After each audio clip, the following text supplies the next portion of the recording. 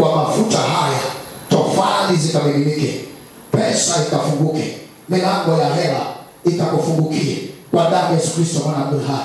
Kupitia wewe mme wako ajikusanyie pesa, ujenzi ukaendelee na ukakamilike, muingie kwa wakati kwa damu ya Yesu Kristo mwana wa Mungu hai. Iwe kwako kama Bwana ishivyo, kwa mikono yako hii ujenzi wa nyumba ukaendelee, uzito ukaondoke, ugumu ukaondoke kwa damu ya mwana kondoo Kristo Yesu. Baba, kwa neema na kwa mkono wako ninatabiri na kutamka mafanikio juu ya mikono ya mwanamke huyu, ardhi yake ikaendewe, ujenzi ukaendelee kwa jina la Yesu Kristo mwana wa Mungu hai. Pesa ikakutafute kupitia wewe, mume wako kafanikishe, pesa ikaonekane, mkamalize kazi yenu kwa jina la Yesu, na ardhi ikuelewe kwa damu ya Yesu Kristo mwana wa Mungu hai.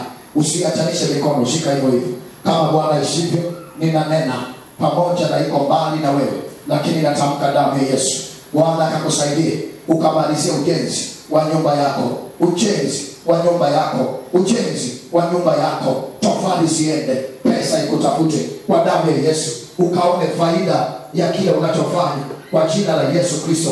Ukaone faida ya kile unachofanya kwa damu ya Bwana kondoo Kristo Yesu.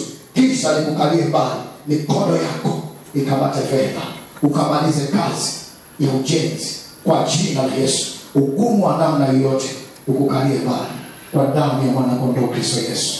Baba, ninanenea juu ya ardhi hii yenye hati hii, natamka damu yako ya thamani katika jina la Yesu Kristo. Kusudi lako Baba likadhihirike juu ya mwanamke huyu, matofali yaende, pesa ikamtafute, ujenzi ukaanze kwa damu ya mwana kondoo. Usisimame tena, ukamfanikisha kwa neema kwa damu ya Yesu Kristo mwana wa Mungu hai. Nimenena hili Baba likafanike kwa ajili yake.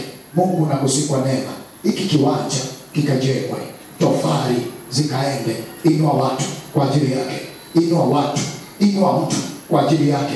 Tofali ziende, nyumba ikajengwe, Bwana ikamalizike, ugumu ukatoweke, uzito ukaondoke kwa damu ya mwana kondoo Kristo Yesu. Hatutauza kiwanja hiki, tunajenga